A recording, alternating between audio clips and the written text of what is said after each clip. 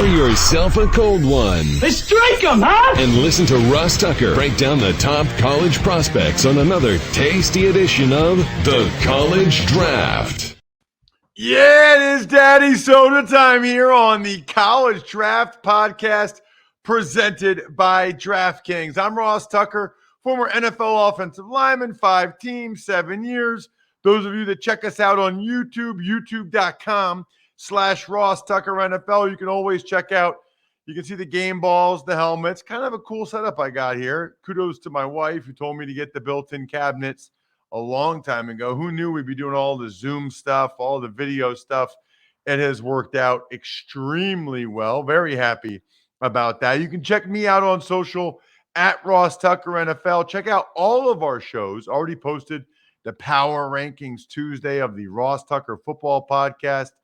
Already will get the Even Money Podcast up a little bit later today. So we've got some really awesome things going on always over at rosstucker.com, including you guys getting the best gift ever for a loved one over at myfrontpagestory.com and potentially winning the free Madden if you send it to me, Ross at rosstucker.com.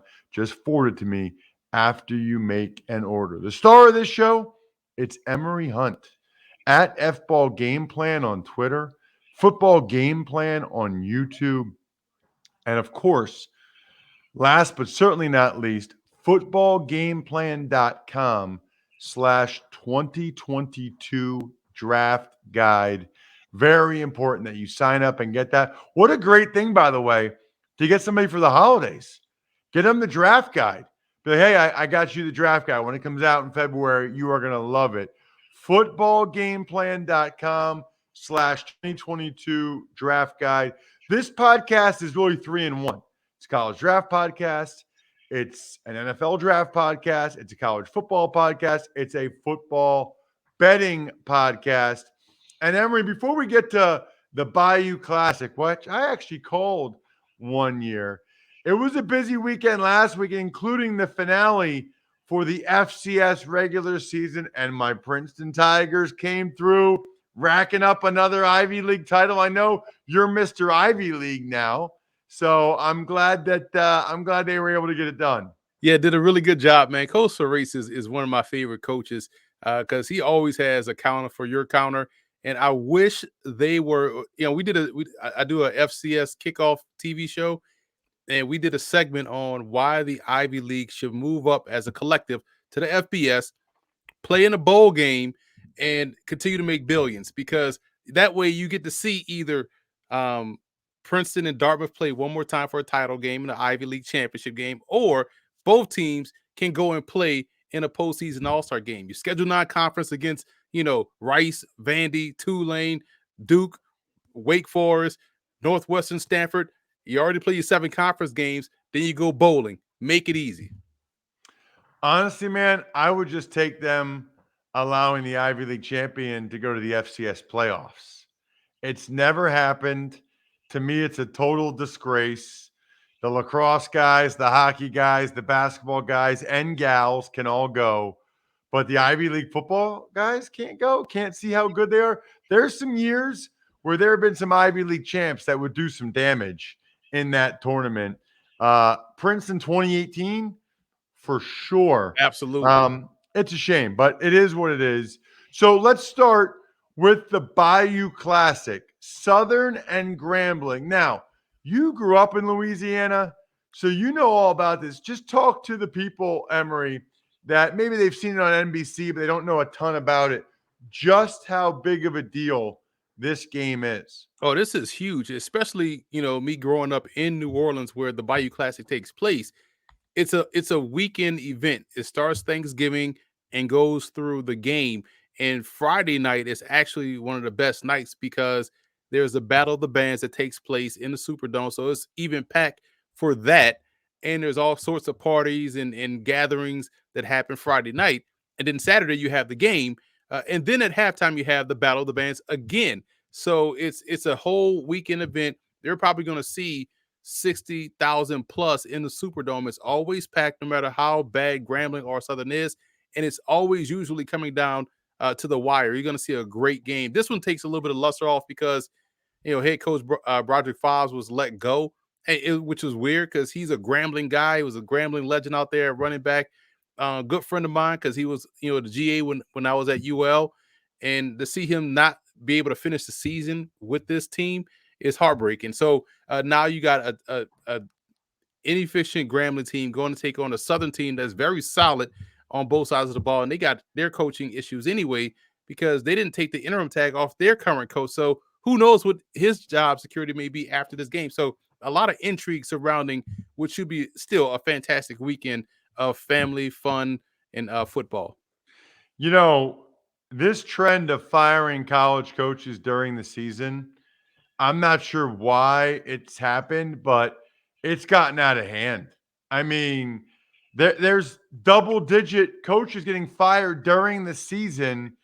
I don't know how that helps anybody other than, I guess, the AD look for the next guy. I think it's the new signing day, and they want to get the new guy in there to be able to secure the class. I don't know. At any rate, Southern's favored by 4.5. There's an O lineman, Jatire Carter. I don't know if I pronounced that right or not, but for Southern. Yeah, Jatire Carter. He's one of the best O-line prospects in the SWAC, the Southwestern Athletic Conference. He already has an invite to the East-West Shrine Bowl in Vegas this year. Dominant out there as a left tackle, has good footwork, good strength, good core strength. Really solid on both ends of offense. When they run behind him, they tend to run really well. So I'm excited to see him in this game. He should put on a show against that Grambling defensive front. And then Grambling, their linebacker, Brian Powell. He's a junior, but man, I love the ability of this prospect, man. He's 6'3", about 245, 250. He's a great pressure player, an aggressive blitzer where he's throwing O-linemen out the way to make plays in the backfield. So he's a constant nuisance. And if they're going to disrupt Southern's run game, he's going to have himself a huge day. And I think next year we'll be talking about him if he stays at Grambling. Because that's the other thing that, with the coaching firing, the grad transfer or the transfer portal was popping, day one after the FCS season. So if this guy stays at Grambling, he should be one of the pro prospects we talk about next year. So what are you doing with the spread here with Grambling getting 4.5 points? Grambling has been inconsistent at quarterback all season long. Southern's defense is excellent. Jordan, I can't remember his last name, but he's the Jordan Lewis. He's the defensive end that is one of the sack masters in the FCS. He should have a field day against these young quarterbacks. Lay those points with Southern. All right, let's get to a couple of Big 12 matchups. Kansas State at the Texas Longhorns. And Texas, despite all their troubles, still favored by 3 points. Let's talk about Kansas State cornerback Russ Yeast. The last name sounds familiar. That's Craig Yeast's son. And Craig Yeast was a tremendous slot receiver at Kentucky, part of that offense, that Hal Mummy offense with Tim Couch. That's his son, Russ Yeast, that's playing cornerback. And Craig Yeast is now the head coach at Kentucky Wesleyan, an NAIA program that's doing great things in the playoffs too. So that's the family tree. But Russ Yeast is someone I think is a very versatile defensive back. And I say defensive back because he can play safety and he can play corner. I like his aggressiveness in terms of pressuring the ball. And I think that's because of his safety background. So when he sees the football, he's driving on it. A lot of times he can make the play on him and turn the ball over, or he's breaking the pass up. But he's also very tough-minded in terms of being able to get the guy on the ground and also help out in the alley and run support. So I think he's a versatile defender. And when you are versatile in that capacity in today's game, especially projecting him forward, that's someone you want on your football team. Before we get to Gabe Watson, the running back for Texas, and find out whether or not he's a keeper, I need to make sure everybody knows that 2 out of 3 men will experience some form of hair loss by the time they are 35. There are only 2 FDA-approved medications that can prevent hair loss. Keeps offers both. Look, it's no secret. I talked about on the show before. I am a Keeps customer. In fact, I talked to multiple doctors, and I was taking the 2 FDA-approved medications that Keeps offers before Keeps even existed, before Keeps even a company. Then when I found out about Keeps, that you just have a virtual doctor as opposed to actually having to go to the doctor, you get the medications delivered straight to your door every 3 months, as opposed to having to get a prescription, having to go pick it up. It just saves a lot of time. It saves money. The treatments are just $10 per month, and Keeps offers generic versions. It's got more 5-star reviews than any of its competitors. Look, it takes 4 to 6 months for you to see the results. So you need to do it. The sooner you do it, the better. Maybe when the holidays, maybe one of your family members will point out that, hey, man, you're kind of losing your hair a little bit. If you're ready to take action and prevent hair loss, go to keeps.com/draft to receive your first month of treatment for free. That's KEEPS.com/draft to get your first month free. Keeps.com/draft. Emory, everybody talks about Bijan Robinson, who has said he will be at University of Texas next year. But there's another running back you wanted to talk about?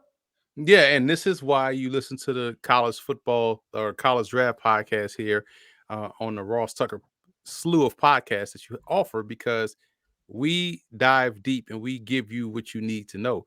Gabe Watson, a lot of people in the Division II ranks already know who he is, because he was a stellar tailback at Sioux Falls and ran for over 1,500 yards one year, 1,900 the next year, double-digit touchdowns, but decided to go grad transfer to he got injured and then decided to go back instead of going back to Sioux Falls. He went ahead and transferred out to Texas, and he was there last year. Barely played and has gotten some sparse minutes here, but he's someone that's 6'1", 230, 235, maybe closer to 240. So he could project as a versatile fullback option. I think he catches the football well out of the backfield. We know he can handle, dot that I as a tailback because he did it at Sioux Falls. And Sioux Falls is a really good D2 program that has produced guys like Trey Pipkins, offensive lineman out there for the Chargers. So they've done a good job in producing pro talent. I wish he would have stayed at Sioux Falls, kind of have been that big fish in a small pond. But now Scout's going to have to really dig deep and find, hey, this was the guy that was at that stellar Division II Cougars program. He's going to go to a couple of all-star games, perhaps, and people are going to wonder who's this big back that has good feet, good vision, and can catch the ball well. I think he could also project, like I said, as a fullback at the next level. I kind of give you, a pseudo closer, 4-minute offense guy, but also someone that could lead block for you if need be. All right, so what are you doing about the spread here with Texas laying 3 points against K-State? The game is at Texas. Listen, Texas already has a good win, on their schedule, and that's against the 10-1 Raging Cajuns. So that's a really good look for Texas, right? They got it in week 1. Cajuns went on to win 10 straight, so it looks better every week. So this Texas team can play, but they're not good enough to beat Kansas State, in my opinion, even without the Skylar Thompson, who seems to come back, get hurt. Hopefully he's healthy when he gets ready to go to the pros, because he's a really good player. I think K-State's fundamentals, sound defense, special teams will be enough to win this game. I like K-State outright. Wow. So you like K-State outright, then you really like them getting the points. Nice. All right. What about Oklahoma and Oklahoma State? There's a couple of running backs that you wanted to highlight in this one. One I know a lot about in Kennedy Brooks. One I don't know as much about, Jaylen Warren, because of what Chuba Hubbard did for the Cowboys last year. Yeah, Kennedy Brooks is someone that he reminds me a lot of either Rashad Jennings or Devontae Booker, someone that just kind of slides off tackles. You don't really stonewall him. He always seems to fall forward. He breaks a lot of tackles in a subtle way. So I like that about his game. So if you have a very solid offensive line, he's going to get what's blocked. He does a great job in moving the chains and keeping things going forward. And Jaylen Warren, at first it was L.D. Brown who was backing up Chuba Hubbard, and he was like, man, L.D. Brown could ball. And then, Warren steps in and is able to do the same thing. Looks really good. Now, he's like a shorter, compact guy, and he reminds me a lot of Devonta Foreman in his heyday, not the one we see right now with the Baltimore Ravens. So he's going to, be a good outside zone runner, plant foot in the ground, get upfield, able to break tackles as well. He's going to break arm tackles because you don't really get a good handle on him, and has good short area burst. So he's going to be one of these 20 to 25-yard type chunk play runners at the pro level. I just love his game. He's someone that's starting to gain a lot of steam moving forward. Interesting. All right, with Oklahoma State laying the 3.5, that is an interesting number. Speaking of interesting, I love people like you, Emery, small business owners that overcame the odds, rewriting the playbook, delivering under pressure. The MVPs of small business lead their teams to victory all year long. Visa is proud to provide playmakers everywhere with more tools to help grow their business and help them achieve even greater success, because the more people we can empower, the more we all win. Visa, a network working for everyone. All right. What do you got working for everyone in Bedlam, Emery? I need your pick. Okie State laying 3.5. I absolutely love how Oklahoma State is playing defense. And it's funny because they look like an old school Big 8, Big 12 team. They're running the football, they're playing great defense. Oklahoma's quarterback situation is in shambles right now. They also start slowly in ball games. The defense isn't playing up to its potential. I love Oklahoma State in this one. I'm laying the points, and I'm interested to see this podcast is being recorded on a Tuesday. Where Oklahoma State is in the college football playoff rankings, because if they are able to run the table, I find it hard to keep Oklahoma State out the playoffs. Who are you kicking out? Alabama. Don't say Cincinnati, dude. Don't say Cincinnati. I'm kicking out Alabama. I'm tired of Alabama not looking like Alabama. This is a 2-loss team waiting to happen. Georgia's going to beat the doors off Alabama. So I would put Ohio State, Georgia, Cincinnati, and Oklahoma State, and let's enjoy our playoffs. Yeah, I mean, if Alabama loses to Georgia, they shouldn't be in. Right. 2 losses, they shouldn't be in over these 1 loss. Who did Oklahoma State lose to again? TCU? Iowa State. Oh, Iowa State. That's right. I forgot. Interesting. Very interesting. All right. Then we got the big one. Ohio State at Michigan. Ohio State is laying 7.5 points. Let's start with they got Ohio State wide receiver Chris Olave, Michigan safety Brad Hawkins. The edge rushers for Michigan are really good. Aiden Hutchinson, you were the first one I heard, Emery, over the summer here on the College Draft Podcast say, I know that Kwity Paye was a first-round pick, but Hutchinson was way better, way more productive. I didn't hear anybody else saying that. Now he's going to be like a top 5 pick. See, Ross, maybe I should have put the hoodie on in the summer so people know I meant business. When I'm telling you, if I tell you it's Easter, start painting eggs, right? So all jokes aside, Aiden Hutchinson, again, when you watching defensive end play, you want someone to flash and be productive when they do so. I had the same thought about Trey Hendrickson when I saw him at Florida Atlantic. Same thought about Ryan Kerrigan when he was at Purdue. You watch these games, you're like, well, they clearly can't block this guy. Why is no one talking about him? I was at the Shrine game that year when Hendrickson shut down practice. They literally shut practice down because he couldn't be blocked. And they tried 5 different offensive linemen to block him. And I see him having a great career in the NFL. Hutchinson is going to be a problem no matter who he faces, either side of the defensive line. And the front end helps out the back end. Hawkins is someone I think is a 2-deep safety type, your ideal type that can play the run, can play half the field because he does such a good job of reading what's in front of him and then driving on the football. It takes great angles to the receiver and ball carrier. And we know that's going to be key in terms of identifying what's going on, because if you take your eyes off your luggage, we know Olave has the savviness, the speed, the acceleration, the ball tracking skills to get deep and then make a play in the passing game. So it ties all in together in this matchup. Olave is one of the best receivers in the country. I'll be interested to see how high he goes in a draft. I know people talking first round, but it's hard to project wide receivers going in the first round that don't have either ridiculous height, weight, speed, or a blazing 4.2. I think Olave is probably more along the lines of someone that's a mid to late round first round pick, but we'll see. I'm glad you said that because I had a couple questions there.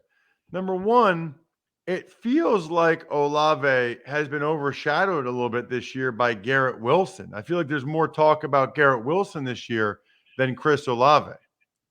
Yeah, and rightfully so, because Wilson has been dynamic, and even the other one, Jigba Williams. People talk about him a lot more. Olave kind of is. It's probably due to the fact that uh, he's been there for a while, so people are tired of talking about him. They got to find somebody new to talk about. But he's been steady. He's like the Tyler Boyd of this receiving core.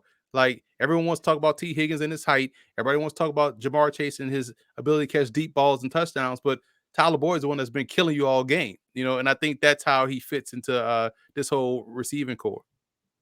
So the other question I have there is, did it really help him to come back to school? Because everything I had heard last year is he would have been a first round pick last year, supposedly mid to late first round last year.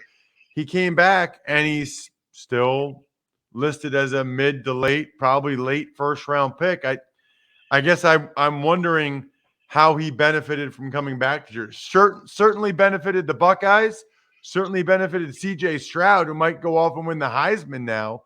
But I don't know how much that Olave's really helped his stock. He's kind of a guy that kind of was what he was already. Right. Sometimes you have maxed out as a player, and that's not necessarily a bad thing. Like you said, you kind of are what you are, and there's no real significant jump. It's not like he's a Devonta Smith making that jump to be a Heisman candidate. He's definitely not that. Will he even win the Biletnikoff? There's a lot of competition for that this year. So you're right. He probably could have come out last year and ended up going where he's going to go this year in the draft. So, okay, we've got Ohio State laying 7.5 points. The game is at Michigan. I was surprised that they beat Michigan State that bad. I mean, they embarrassed them. I was not expecting that. What do you see going down in this one? Man, I was on this podcast loud and wrong last week, thinking that, Michigan State, they'll play their best game.